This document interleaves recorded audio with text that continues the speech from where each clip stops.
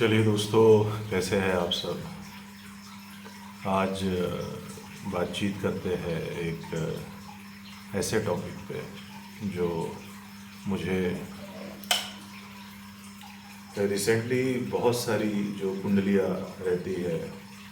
और जो अभी आसपास के सिनारियों में चल रहा है उसके ऊपर कि भारतीय परिवेश में भी आजकल ज़्यादातर जो शादियां हैं वो व्यवस्थित रूप से नहीं चल पा रही है। तलाक़ों की जो संख्या है वो भी पहले के मुकाबले बहुत तेज़ी से बढ़ी है। आपसी जो समझ एक पति और पत्नी के बीच में होनी चाहिए वो समझ भी कम हुई है। जो लोग अपना जीवन चला भी रहे हैं वो कहीं ना कहीं एक बोझ को लेके, because they can't get separate, वो अलग नहीं हो सकते क्योंकि उनके पास कोई ऑप्शन नहीं है, इसलिए वो इन चीज़ों को खींच रहे हैं। तो ज़्यादातर केसेस में जो मुझे इसका कारण लगता है कि व्यक्ति स्वयं की मर्ज़ी से शादी करने की बजाय एक समाज, परिवार का मान सम्मान, एक उम्र का तकाजा, इन सबको देख के शादी करता है।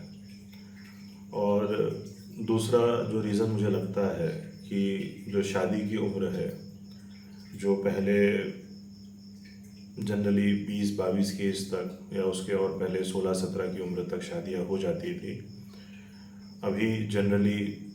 30, 32, 35, 36 ऐसी उम्र तक जाके लोगों की शादियां होती है। पहले जो जेंडर का गणित रहता था एजुकेशन में, वो भी काफ़ी अलग था, अनुपात काफ़ी अलग था। अभी दोनों ही जो पार्टीज़ है वो पढ़ी लिखी होती है, कई केसेस में वो पैसा भी कमा रही होती है, तो हर पार्टी चाहती है, पति चाहता है कि पत्नी उसके हिसाब से चले, पत्नी चाहती है कि पति उसके हिसाब से चले। और ऐसा हो नहीं पाता है क्योंकि जब इतनी ज़्यादा उम्र में आप शादी करेंगे तो आपके अंदर आप कहीं ना कहीं एक पक्के नेचर को अपने अंदर ढाल चुके होंगे।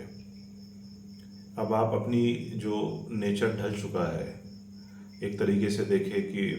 एक दीवार पक्के कंक्रीट की तरह बन चुकी है, अब उसमें फ्लेक्सिबिलिटी की जो उम्मीद है वो बहुत कम रह जाती है। और जब ये उम्मीद कम रह जाती है उसके बाद भी आप लगातार अपने पार्टनर को बदलने की कोशिश करेंगे तो नतीजा यही रहेगा कि माथे पे, दीवार पे आप जैसे अपना सर मार रहे हैं और उसका नतीजा कुछ नहीं निकलना है। You will get hurt on your head and you will get nothing. एक और जो गहरा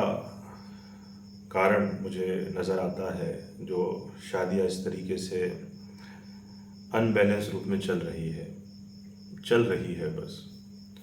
और उसका एक रीज़न मुझे जो और नज़र आता है वो ये है कि कॉलेज पास होने के बाद में भी, जैसे हमारा जो कानून है वो व्यक्ति को ये अधिकार देता है कि 18 साल के बाद में आप वोटिंग कर सकते हो, परंतु अभी भी जो भारतीय परिवेश में जो लड़के लड़कियां हैं, पुरुष महिलाएं हैं, वो शादी के लिए टोटली अपने परिवार पे डिपेंडेंट होते हैं। पहली बात तो एक नॉर्मल धन कमाने में व्यक्ति की एक उम्र निकल जाती है, तब तक हो सकता है कुछ बॉयफ्रेंड गर्लफ्रेंड का गणित बन जाए। और अगर बॉयफ्रेंड गर्लफ्रेंड का गणित बन जाता है, वहाँ पे भी ये समस्या आ जाती है कि फिर घर वाले दोनों में से कोई एक पार्टी हमेशा ऐसी मिल जाती है कि या तो लड़की की फैमिली एक्सेप्ट करना चाहती है, लड़की की नहीं। कई बार लड़की की फैमिली फ्लेक्सिबल है, लड़के की नहीं। तो इस वजह से दोनों को अपने जो पाथ है वो सेपरेट करने पड़ते हैं। और फिर जहाँ पे दूसरी जगह पे उनकी शादी होती है, चूँकि जब उनका मन कच्चा था तो वो किसी न किसी रूप में आपस में इंगेज हो गए थे। पुराने लोगों की शादियाँ जो चलती थी उसका रीज़न ये होता था कि वो एक कम उम्र में आपस में जुड़ जाते थे, तो उनके जो इमोशंस हैं, उनकी जो भावनाएं हैं, जो उस समय पे जवान होती रहती है, वो किसी न किसी से कनेक्ट हो जाती है। तो उनके साथ में उनका जो जीवन का सफ़र है वो अच्छे से एक लंबे समय तक थोड़ी बहुत समस्याओं के साथ चल जाता था। परंतु जब आप दो कंक्रीट को आपस में मिक्स करने की कोशिश करेंगे, दो ऐसे लोग जो कहीं ना कहीं अपने एक सांचे में ढल चुके हैं, और उनको आप 30-35 साल की उम्र में किसी से जोड़ेंगे, तो ज़्यादातर संभावना ये रहेगी कि उनकी गाड़ी नहीं चल पाएगी। अब भारतीय परिवेश में एक चीज़ और बहुत गहन रूप में होती है कि जैसे अभी कुछ मित्रों की मेरे शादी हुई, उनमें से बहुत से मित्र शादी नहीं करना चाहते थे, परंतु उनके ऊपर घर का इतना ज़्यादा प्रेशर था और कुछ इमोशनल बातें जो घर वाले करते हैं ऐसे लोगों के साथ में, उस भावावेश में आके जो बंदे बंदियाँ होते हैं वो शादी कर लेते हैं, और फिर उनको एक अपनी उम्र तक उस भार को, उस गलती को ढोना पड़ता है। तो ये भी एक रीज़न है कि स्वयं का निर्णय ना ले पाने की एक जो गलती है, वो गलती व्यक्ति को बहुत भारी पड़ती है। ये कुछ ऐसे कारण हैं जिनकी वजह से जो मैरिजेस है वो बहुत आजकल सफल रूप में नहीं चल पा रही है। चल भी रही है तो किसी ना किसी क्लॉज के कारण चल रही है। दूसरा रीज़न ये है कि जो परिवार के एक 30-35 साल की उम्र में दो परिवार लोगों को बैठा के मैरिज करी जाती है, उसमें अगर किसी प्रकार की प्रॉब्लम भी जाती है तो दोनों तरफ के लोग मिलके इस तरीके की नहीं, ऐसा सब चलता ही रहता है, थोड़ी बहुत समस्या आती रहती है, तो उनको जानबूझ के चिपका देते हैं फेविकोल लगा के आपस में। और उसी जगह पे ये सेम समस्या अगर किसी व्यक्ति के साथ लव मैरिजेस में आए तो वही घर वाले ये बार बार बोलेंगे, अरे हम तो तुमको बोलते ही थे, गलत जगह पे तुमने शादी कर ली, हम तो तुमको समझाते ही थे। तो एक एज, मतलब अगर हम मान के चले कि एक उम्र 60-62 तक माँ बाप अपने अंदर की इच्छाएं नहीं छोड़ पाते हैं, अपने समाज में जो मान सम्मान, इज्जत और अपने बच्चों के द्वारा अपनी ख्वाहिशात पूर्ण करने का जो एक सुख उन्हें मिलने का अनुभूति होती है, उस चक्कर में वो उन 22, 25, 30 साल के जो लोग किसी और से विवाह करना चाहते होंगे या अपनी मर्जी से inter caste, inter religion marriage करना चाहते हैं, उनके सपनों को ज़मींदोज़ कर देते हैं। तो आप साइकोलॉजिकल रूप में देखेंगे कि एक 60+ साल का व्यक्ति अपनी इच्छाओं का दमन करने को तैयार नहीं है, और वो ये उम्मीद करता है मान सम्मान, इज्जत, फेक ईगो के लिए, फेक रिस्पेक्ट के लिए कि जो एक उभरता हुआ, एक जो सपने बुनता हुआ जो एक युवा है, एक लड़का है, एक लड़की है, वो अपने सपने को ज़मींदोज़ कर दे, ताकि समाज के जो लोग कभी आप मिले उनसे तो वो आपकी रिस्पेक्ट करें कि नहीं भाई साहब। इसलिए मेरा ये मानना है कि आप अगर मैरिज कर रहे हैं, क्योंकि कुंडली में मैं बहुत देखता हूँ जिसमें मुझे समस्याएं देखने को मिलती है, कुंडली के अतिरिक्त लाइफ में भी मेरे सामने ऐसे बहुत से सिनारियोस देखने को मिलते हैं जहाँ पे बहुत कष्टकारी शादियाँ चल रही है। एक और चीज़ जो रहती है कि भारतीय समाज में एक व्यवस्था विवाह किया जाता है। व्यवस्था का मतलब होता है कि भाई जहाँ पे विवाह हो रहा है वहाँ पे खाने पीने की व्यवस्था है, वहाँ पे रहने की व्यवस्था है, जॉब कौन सा है, गवर्नमेंट है, पैकेज कितना है, XYZ है, ये सब चीज़ें देख के विवाह किया जाता है। वहाँ पे मन को जोड़ने का कोई गणित नहीं है, एक तरीके का व्यापार आप मान सकते हैं। और उसी जगह पे सेम जो व्यक्ति होता है, जनरली 5-7 साल का गैप मान के चलिए, 7-8 साल जॉब करा हुआ रहता है, और जो किसी जगह पे जो कम उम्र की युवक युवतियाँ प्रेम करते हैं, प्रेम कब होगा, जब वो साथ में पढ़ रहे होंगे ज़्यादातर, तो that person is mostly not settled. तो जो घर वाले होते हैं वो ये बोलते हैं, अरे भैया ये तो अभी कुछ कमा खा नहीं रहा है। तो अब भाई वो जो व्यक्ति जिसके साथ अभी शादी करी जा रही है, वो व्यक्ति भी किसी और से विवाह करना चाहता होगा, उस समय पे वो भी सेटल नहीं होगा, तो उसके वो जिससे करता होगा प्रेम, उसके घर वालों ने उसको मना किया, कर दिया होगा उस समय पे। तो ये जो लूप है, ये जो साइकिल है, वो इधर करता है प्रेम, इधर से छूट जाता है, फिर वो सक्सेस हो जाता है, फिर ये नई लौट आता है, आपस में उनको चिपका दिया जाता है, और इसी तरीके से गाड़ी चलती रहती है। मतलब बड़ा गजब का गेम है ये एक तरीके का। सो ऐसे ही कुछ मित्रों की शादी अभी होने वाली है, कईयों की हो चुकी है। I am 36 years of age, still alone. तो मैंने अपना जो समय है वो इन्हीं जो जीवन की गणित होते हैं, कुछ ज्योतिष मान के चलिए, कुछ जीवन दर्शन मान के चलिए, इन्हीं में अपना समय दिया है कि भाई वाय ये चीज़ें क्यों होती है। तो एक छोटा सा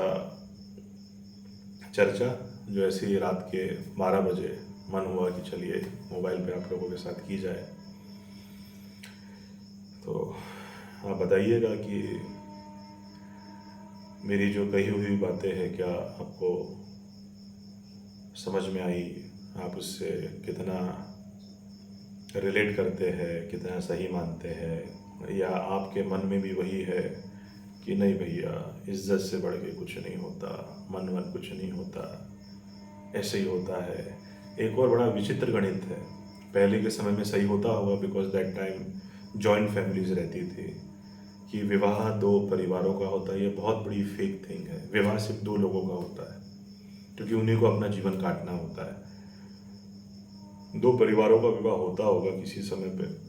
अब ये मिथ्याभाषी चीज़ें हैं, बहुत महंगाई बढ़ चुकी है, हर चीज़ के लिए लगता है पैसा, और हर किसी के दिमाग में भी ऐसी ऐसी इन्फॉर्मेशन जा रही है, और दिमाग की एक स्पेस जो है वो बहुत कम होती है। मोबाइल में दिन भर पंजाब में क्या हो रहा है, साउथ अफ्रीका में क्या हो रहा है, वहाँ पे क्या हो रहा है, जिसका हमारे वास्तविक जीवन से कोई लेना देना नहीं होता है।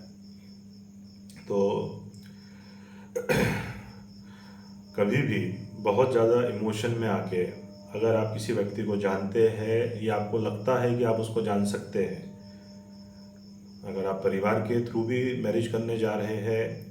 तो पहली बात तो अगर आप किसी से प्रेम करते हैं तो परिवार के दबाव में आके शादी मत करिए। दूसरी बात, अगर शादी कर रहे हैं, आप फ्री है और शादी कर रहे हैं अरेंज मैरिज, वो कोई दिक्कत की बात नहीं कर, कहीं ना कहीं से तो आपको सोर्स निकालना पड़ेगा। उसमें भी अच्छे से जान लीजिए, कोशिश कर लीजिए कि भाई आपके क्या विज़न है लाइफ के प्रति, सामने वाले के क्या विज़न है, उसका थोड़ा बहुत अतीत में क्या था, वो किस तरीके का जीवन जीना चाहता है, चाहती है, ताकि व्यक्ति को इनिशियल लेवल पे ऐसा पता रहे कि हम जिनके साथ अपना जीवन बिताने वाले हैं उनकी क्या सोच है और हमें किस तरीके के सेक्रीफाइसेस करना पड़ेगा लाइफ में, क्योंकि जीवन का नाम ही सेक्रीफाइस है। और कृपया शादी करने से पहले गेम ना खेलें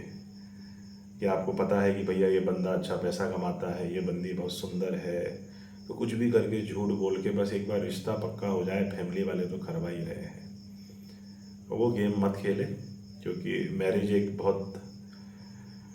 हम सफ़र जिसको कहते हैं, आपका जो सफ़र है उसमें हमेशा साथ रहने वाला जो साथी है आपका, तो बहुत सोच समझ के शादी करें। आज की परिस्थितियों को देखते हुए आर्थिक, सामाजिक सामाजिक परिस्थिति का मतलब ये है कि वो इज्जत विज्जत वाले गणित नहीं, सामाजिक परिस्थिति का कि आप उनको लेके किस लोकेलिटी में, आपके पास कितना पैसा है, आप शादी करेंगे तो कौन से लोकेलिटी में आप अच्छे महंगे फ्लैट्स में ले जा सकते हैं, कहाँ ले जा सकते हैं, सामने वाले बंदी की क्या इच्छा है, वो सबको बैलेंस करते हुए। क्योंकि क्या है, शुरू में जब नया नया लोग जुड़ते हैं तो ये पैसों की चीज़ें उनको लगती है कि मायने नहीं रखती, लेकिन जैसे जैसे समय बढ़ते जाता है तो कहीं ना कहीं जो धन का गणित है वो बहुत महत्वपूर्ण हो जाता है। रोज़मर्रा की ज़िंदगी में महंगाई बढ़ रही है, बारिश हो जाती है, आप अच्छी लोकेलिटी में नहीं रहेंगे तो पानी घुस जाएगा, और हो सकता है आप जिनसे शादी कर रहे हैं वो पहले अलग लोकेलिटी में रहा हो, उनके साथ ये समस्याएं कभी उन्होंने फेस नहीं करी हो। तो सब चीज़ों को ध्यान में रखते हुए कोशिश करें। फिर अंततः तो जो गणित होते हैं वो, एक बहुत अच्छा कोट है कि if you are suppose to be there the destiny will take you there.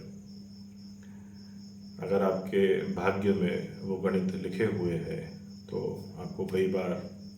आप चाह के भी उन परिस्थितियों को बदल नहीं सकते हैं, परंतु किसी भी परिस्थिति में आप फंस गए हैं तो उसमें कैद मत हो जाइए, क्योंकि अभी भी